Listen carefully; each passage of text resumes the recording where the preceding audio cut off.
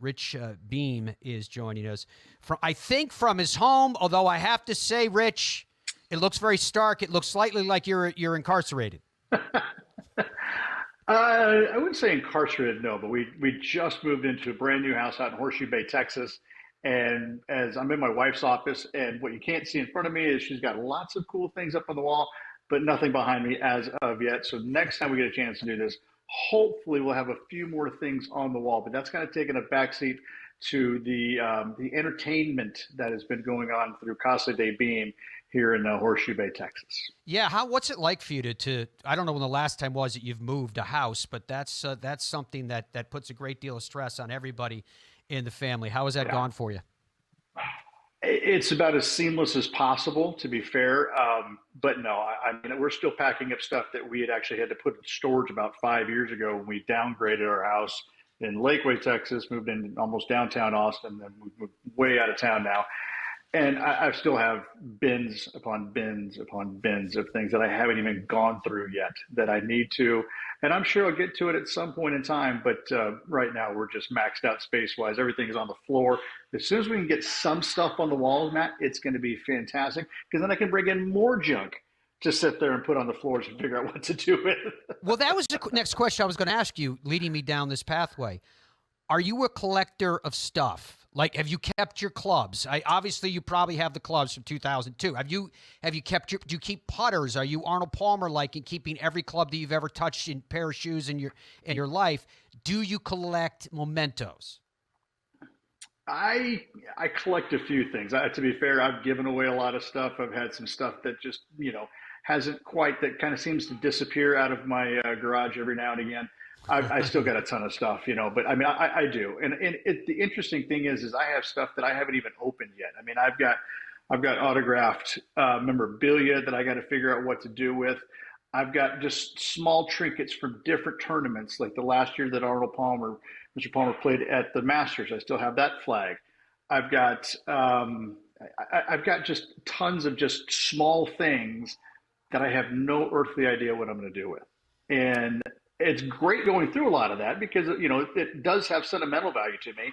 Sure. But how much sentimental do I want or do I really need? So I'm just trying to figure out a space for all of it, whether or not it stays in the house or it kind of gets donated to people who would rather display it. The new clubhouse here at Horseshoe Bay Summit Rock Golf Club is going up here. It's opening up in probably April or May. If they would like to have any of the small things that I've got, I'm happy to donate to them. But again, as you probably do, the same thing. I see your desk there. You can't have everything. Where would you put it all? Yeah. In fact, I just have, this is talking about Mr. Palmer. I just got a new bobblehead of Arnold Palmer that I found. I literally found it online, got a great deal on it and pulled it in. But at least we know, Rich, as you noted, you have the wall space behind you. Listen, this is my wife's wall. There's no chance of getting any part of this wall whatsoever. This is the only non-golf room in the entire house. I can verify that 1,000,000,000%. Not even a picture with my kids at the Masters Par 3 tournament. She's not having any of it here in this office. It is her place to just get away from the game, as I'm sure that most wives of golfers, they just need their own little space. Can't blame them. True. You heard me mention injuries. Before we came on, I saw you had it looked like you had something on your forearm, maybe a little bit of tennis elbow going on or what have you. How much, whether we're thinking back a couple weeks ago and Victor Hovland apparently injured his toe, and we heard about it this past week with the freak injury to Scottie Scheffler, et cetera. Not diving into the medical situations there because those have been pretty well wrung out. But how much is it that pretty much every professional golfer is dealing with some type of injury, probably a repetitive injury, just because of the nature of being a professional athlete? Well, there's a reason why we have all those physios out on the tour, whether or not they're personal physios or the physio trailers that the PGA Tour provides, because guys are always getting injured, whether it's stumbling your foot into a bedpost, breaking a glass in Scottie Scheffler, or just random stupid things that come up. And it could be walking down the fairway and walking into a little depression that you didn't see there, and you roll your ankle, and the next thing you know, you're out for 4 to 6 weeks. I mean, it's it's almost limitless what actually can happen to golfers out there. And it's just the nature of being on the road, not being at home. But listen, it can happen anywhere. As we all know, injuries can happen anywhere, anytime. Yes, I've got tendonitis. I have no idea when I'm going to be able to play golf again. I'm trying to figure all that through doctors and whatnot. I just know that I can't hold a golf club right now because it hurts too Oh, bad. So thankfully, though, my mouth still goes up and down like this, and sometimes rational thoughts come out. So Sky Sports will still be hiring me this year. But as far as golfers and what kind of injuries they go through, I mean, again, it's almost limitless what we've seen. And you're always kind of, walking on eggshells. Like my wife would never let me go out and snowboard when I was on tour. And that's the one thing that I love to do. I love to get away from it all, just put on the music and just disappear into my own head, which is scary at times. But I just wanted to get away from it all. And I know that Mickelson and Paul Casey got injured in their careers. And so there's a lot of things that players won't do in order to avoid injuries. But listen, you can wake up at the middle of the night, go for a glass of water, and stub your toe like Hovland did, which is no fun. I've done it before, not to his extent, but wow, just welcome to life. I remember, gosh, it was probably a couple decades ago at least now. You might remember the story. Remember when Mark Calcavecchio, Calc was trimming a bush or something, and he got hurt with the trimmer, cut him. So your wife's counsel of being careful in this case, snowboarding that you were talking about, but anybody, golfers doing something that may hurt their primary engagement in career, I don't know. It kind of sounds, from that standpoint, it sounds smart. Well, it's even funnier though because a good friend of mine who I work with at Sky Sports Golf, Richard Boxell, famously broke his Box. leg while Oh yeah. making a swing at the Open Championship, and Nick Faldo had to carry him down the fairway until somebody could get to him. I mean, seriously, how do you make that up? So, I mean, if you can break your leg swinging a golf club like Boxy did, God bless him, he's a great human being. But listen, I mean, you can probably go up and go skiing or snowboarding and never break your leg. But it's just what might happen out there. But if you live your life in the what mights every single day of your life, I think that's where somebody can get through the doldrums a little bit. But thankfully, I think golfers are a little bit smarter than that these days. The extracurriculars in life aren't nearly as much as they used to. I mean, Ricky Fowler used to ride motorbikes all the time and would probably do some pretty gnarly stuff on them. But I'm sure he's kind of slowed that down as well over the years. But listen, you can't take the excitement and the activity. If a guy wants to go do it, man, go do it. Go live your life, and because you never know what's going to happen again. You never know when you might break your leg taking a swing with the driver in the ninth hole at the Open Championship. You just can't make that stuff up.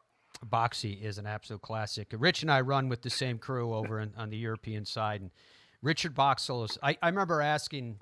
We were in one of these conversations. Boxy's like, Matty, what do you drink? He says. I said, I like a Guinness. I like a whiskey now and then. I said, what about you, Boxy? He says, whatever he gets, he mixes. I think with Coke. And he said, but he wants to be able to read the paper through it, which was just a classic way of describing how much of the spirit is there compared to the Coke or whatever the mix that went in it. He's an absolute classic. All right, Rich, let me ask you this. Now that we're in earnest in 2025, golf is going on around us, and it will through the run. What are your thoughts when we look back in terms of how the table was set through 2024? I think you got to look at world number one first and foremost. I mean, just look at the numbers he put up all year long, and what he was able to accomplish, the wins, the players, the masters. But then right behind him, breathing down his neck, Xander Schauffele. And Xander had a year that people could only dream about. And yet he's playing at a time when Scotty Scheffler is running the tables right now. Are we going to be able to see it again this year? Boy, I sure hope so, because I love the fact that we've got a dominant figure in the game right now, and guys can't quite figure out how to take him down, and he's just relentless. And it's not like he's got a perfect motion at it. It's simple. It's all his. The footwork is unique to him, and so you just have a player that we've been, anytime you compare somebody to Tiger Woods, you're obviously doing something very well. We've been, talking about Scotty Scheffler and Tiger Woods in comparison for 2 years now. Again, we're all like, well, can we talk about it in 15 years and have the same thing? I highly doubt that. But listen, I like this train we're on right now. I love what he's doing. I love the way he plays the game. And I love the way that he composed himself when he seems to be up against it. I'll never forget watching him shank it out of the bunker on number 8 at the Tour Championship, and my heart sank. I'm sitting there watching this, going, "Oh no, not again, not again! Do not lose this thing again." And he ends up making a bogey, and then comes back the very next hole and rifles it about 4 feet for a guaranteed birdie. I'm just like, I can't believe this guy. This guy he doesn't seem to be phased by the small setbacks and things like that. He dusts himself off and he gets back up and goes after it again. He's just a very unique character. And again, it doesn't seem that he does anything superior, and a lot of the stuff that we saw Tiger do was because of the fist pumps and getting the crowd engaged. I mean, it doesn't seem like Scotty he could care less if there's 100,000 people there or 100. He's going to do the same thing time and time again, which is just dominate the golf courses. He's just a unique player, and he's so fun to watch. And I hope that we get to see him do more of it, because it's interesting to see how simple he seemingly does it, but how accurate and precise he really is. It's absolutely classic. And just to add to what you're saying, Rich, it doesn't seem as though he's consumed by the position that he's in. There's always that sense when we're watching a player that's on the ascent, particularly when it's a sharp ascent such as his has been.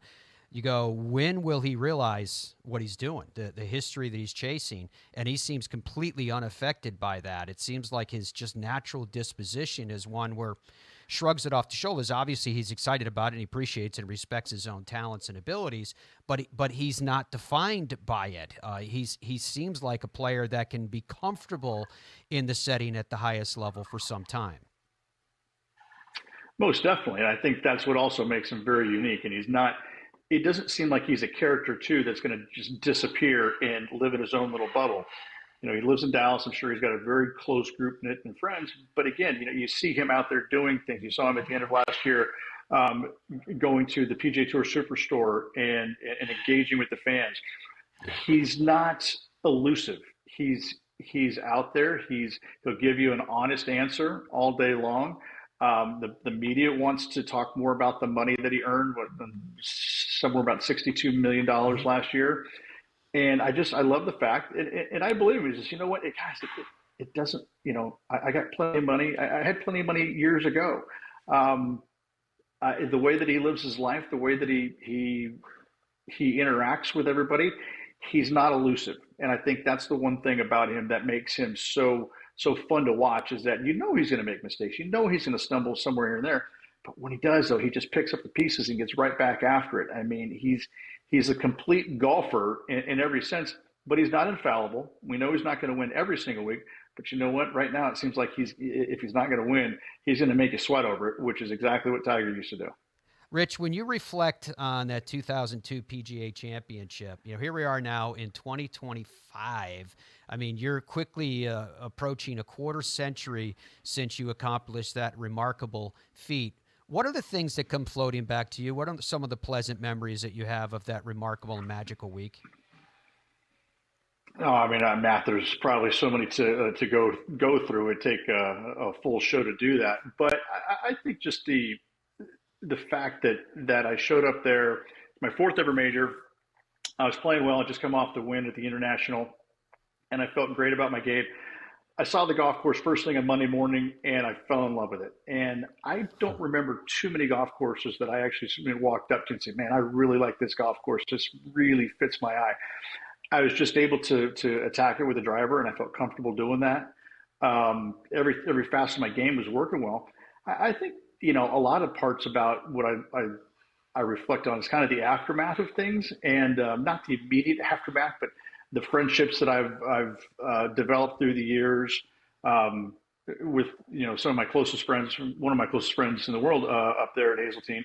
My son now goes to the University of Minnesota, and a lot of that has to do with us going up there during the summer times and playing Hazeltine. So it's more about the aftermath of everything. But that whole week, I remember so much about it.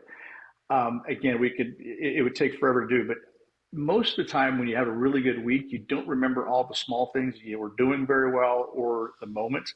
It's seemingly like I remember almost everything, going to certain dinners. I remember the Friday night, I woke up from a nap after playing early and I looked out west and it was the blackest sky I've ever seen in my lifetime. I'll never forget that as long as I live. It's the small things that I remember probably more than anything else in the detail of a lot of it, to be fair. Rich, I will take you up on that comment that you made about it would take an entire show because sometime I do want to do that. I'd like to relive every shot, particularly in that final round.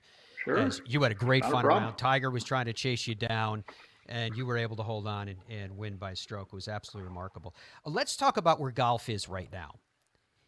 In the balance, is golf at a better place right now than it was, say, a year ago? I think so, and I say it in the context that I think that we at least have some sort of smaller amounts of information more about what the PGA Tour and the PIF are able to do. Um, and and I think at this time last year we had no earthly idea what was going to happen.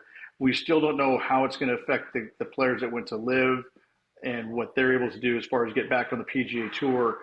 I think there's still a lot of uncertainties about what live is going to look like in the future and how the PGA Tour is going to be a part of it. Because if you bring the two entities together, you can't stop the PGA Tour players from playing in live events. So there's still a lot to hash out there, but I think we're getting closer now. Just because we don't have all the information, I don't think that's a bad thing. The PGA Tour, as you well know, has always kept things close to their vest. Rarely do they give out too much information or any information for that matter. And so I think there's a lot of things going on behind the scenes, but I also look at what's going on with the TGL coming up, just new ways of promoting this game that we love so dearly. And I think a lot of this stuff too started with Top Golf. I mean, who would have thought that you could have a driving range that would have this much action at it? When I first heard of it, I remember working for Golf Channel in the studios back, I think it was in 2013. And I'm thinking, this place is amazing. And because of that, we've started more and more people to the game, which is massively important. But I think TGL and what they're doing, I think you're going to have some curious eyeballs on it. It's going to take a little while, I think, for it to catch its footing and have everybody get behind it. But I think you're also going to see some really cool opportunities for the players to show their personalities a little bit more, which is exactly, I think, what we want at home. I think, you and I walk the fairways quite a bit together, and you see a lot of stoicism. You see a lot of interaction between player and caddy, and then beyond that, not a whole lot. I think when you see some personalities emerging in this game, I think would be a very healthy thing.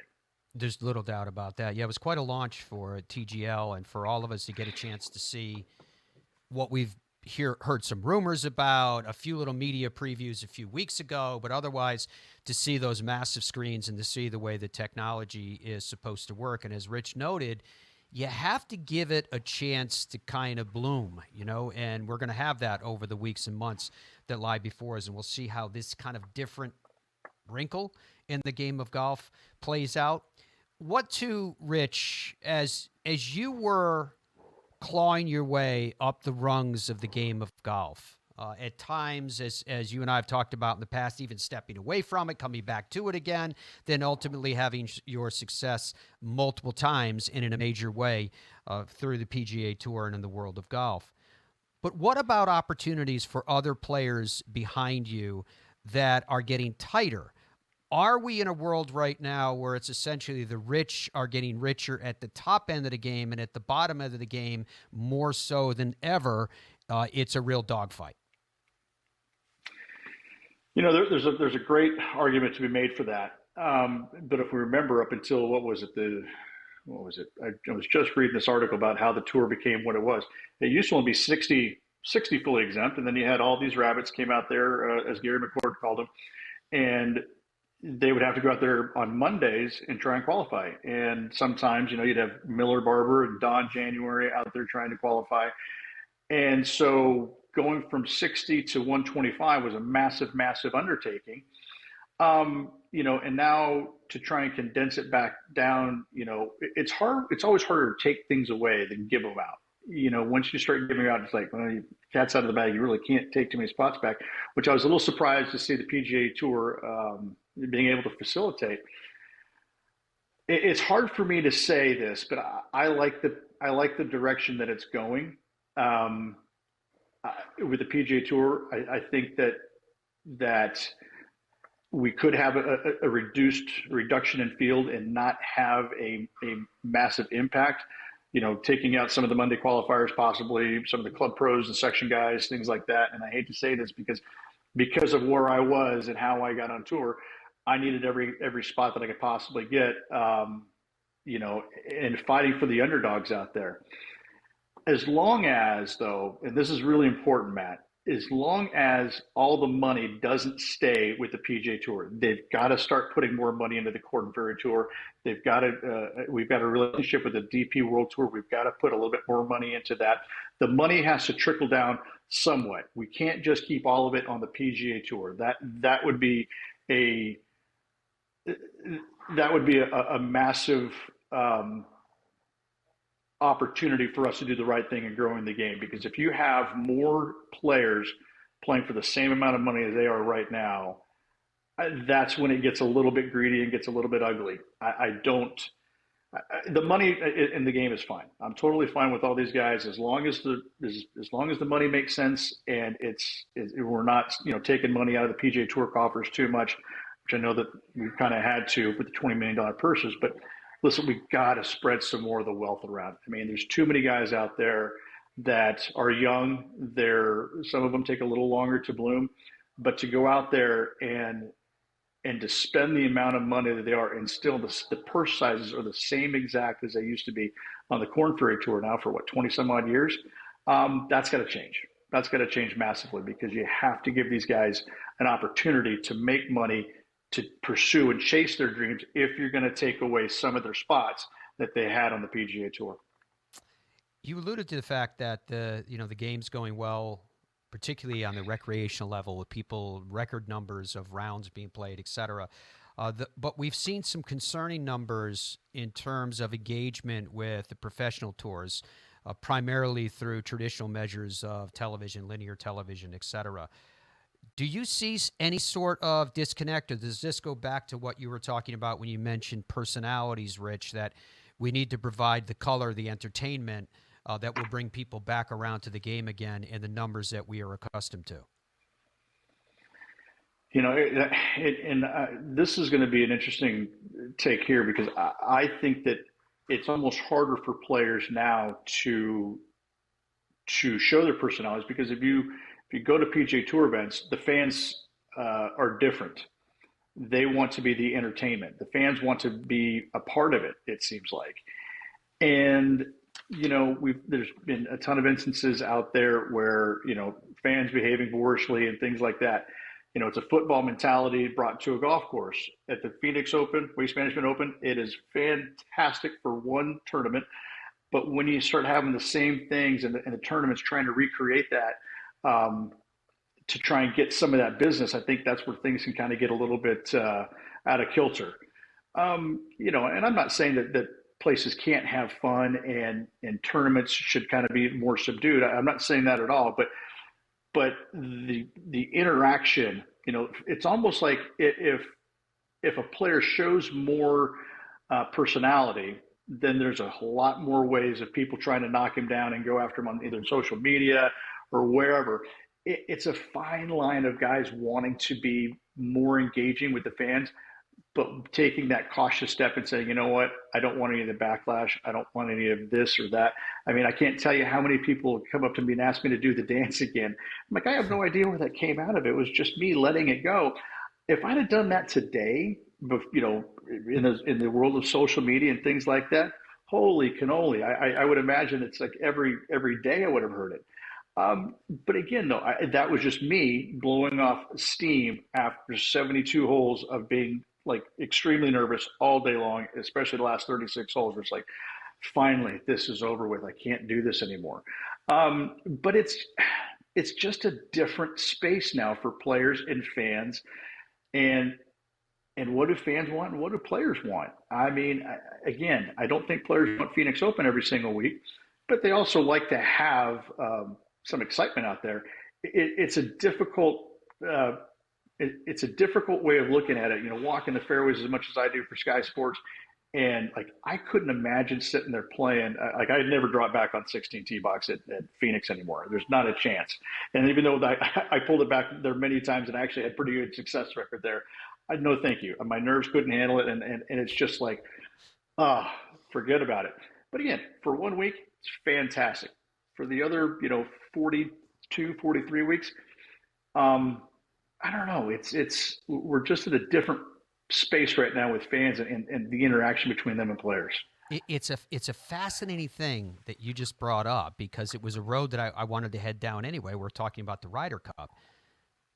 You're talking about fan interaction in an event, and we have a Ryder Cup at Bethpage Black this year. Not to mention the question about players being paid to be part of the Ryder Cup, more money for charities, et cetera, et cetera.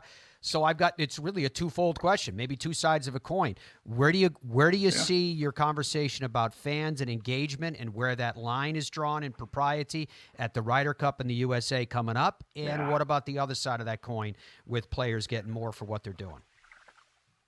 So from a fan standpoint, I'm as a lone American working on a UK broadcast, essentially, I'm going to wear the red, white, and blue 24/7. In fact, I already have outfits picked out for it just to churn that needle.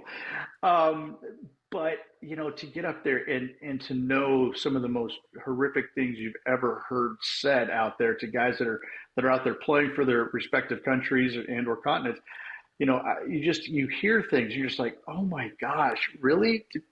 Did you just say that? You're a grown man or a grown woman, and really you thought that might be appropriate right then and there. I would imagine there's going to be a ton more security at the Ryder Cup than anybody's ever seen before, and that's not unwarranted either. I hope the PGA of America has a pretty good handle on it. And listen, I want the U.S. side to win as badly as anybody, and I'm going to root for them loudly as I possibly can without getting fired by my producer. But I mean, I'm going to be pro America all day long, pro USA. But there's a line to be drawn. Like, listen, boorish behavior, calling guys names, things like that. And how do you stop that in Long Island? I don't think that you can. So I'm hoping it goes very well, but I'm expecting to see some really strange, bizarre things going on. And for your next question, I think it's absurd. I'd have paid good money to play in a Ryder Cup. I can understand. I can see the point of view of the players and/or agents that think or want to get paid. And even if it's just going to their charity of choice, why not just do it behind closed doors and say, listen, we would like you to write a specific charity on your card that you would like to have money go to from this, and we're happy to stroke a check and let it go. Why do we feel like why do players vocally think they need to get paid because they see all those chalets up there? I mean, listen, nothing about those is free to build, to staff, to manage, probably to insure. I mean, the list is long, and I just don't. I think it's an honor to saddle up for your country and wear the red, white, and blue. I don't know why players feel like they need to get paid. Again, I haven't been part of a Ryder Cup, but I've also heard the stories, man, and I'm sure you have, of all the swag that they get leading up to it. I mean, it's unbelievable the stuff that I've heard over the years. Stand-up paddleboard was given by Davis Love III one time. Like, okay, how many guys are going to use a stand-up paddleboard? It's a cool gift, but I'd like to know some of the interesting things that the PGA and the captains have given away and what that budget looks like as well. just to kind of just for reference to see why they're looking for an extra $200,000 to $400,000 that they feel like they should get. And it's not all the players; it's certainly a few of them, but I don't know. I don't agree with it. I don't agree why they should be getting paid for it. I think it's an honor. I think it's something that every player should hope to be a part of, look forward to, and qualify on their own. Or getting a captain's pick, it doesn't matter. But just to be a part of that team, I would have to imagine is just one of the dreams you could live as a professional golfer. In fact, I know it is because Andrew Coltart tells me all the time that I've never got to play Ryder Cup. We talked about the fact that in 2002, you took down, amongst others, principally Tiger Woods to win that PGA Championship. Last month, we had a chance to see him out there with Charlie again, gets into the mix, gets into a playoff with the Immortal and Bernhard Langer and his son Jason, and ultimately the Langers end up winning. How important is it still to the game of golf to have Tiger Woods out there competing, and what does that mean, do you think, this season, at least for the major championships, hopefully a couple of more here and there for Tiger, but in particular when he turns 50 next year and gets into the PGA Tour Champions? Well, I mean, listen, for the PGA champions, PGA Tour champions, he will light a fire under that tour, and it would be amazing for the Champions Tour to have him out there. They're already planning on it, especially the majors. You know, they're looking at modifying some rules around it, possibly, players being able to ride. They have opportunities now, but you got to go through a lot more hoops and hurdles. But anytime Tiger tees it up, the buzz is completely different. In the media, we obviously love it because we know that we get a chance to go watch him. But in the same breath, though, the last couple of years, like, we got to go watch him. And I'm like, I remember it being so much more different. He would never hit that shot. He would never fluff that chip. He certainly would have missed that 6-footer after, such an incredible chip shot or whatnot. So it's not quite the same watching him in that breath. But listen, any chance you get to see Tiger tee it up, it's pretty special. I would like to hope that he could tee it up a few more times before each and every major, if his body would allow him to. I think that would give him the best shot at it. But listen, I think again, I'll take any chance I get to see him get out there and play again. It's not nearly as fun knowing that he's not at his best. But listen, who saw 2019 coming? Not a whole lot of us. So, I mean, maybe he can do something in 2025. You never know. Rich Beem has always been so honest, folks, and so much fun to talk to. I can tell you, for those of you that are watching us across the United States, that he has become a huge star and in the coverage area of Sky Sports, that is the UK and beyond. So congratulations, Rich, with the success that you've had in and around the game. Long may it continue. And as always, thank you, my friend, for spending some time with us today. You got me blushing beyond belief. Thanks, Matt. As always, appreciate being alongside you. And I'll take you anytime you want to call and do that 1-hour show or whatever it is. I'm around. I'll tell you all of it. I definitely want to do that. Good luck with the new house. Good luck with tendonitis. Folks, we'll be back with more of the Fairways of Life show right after this.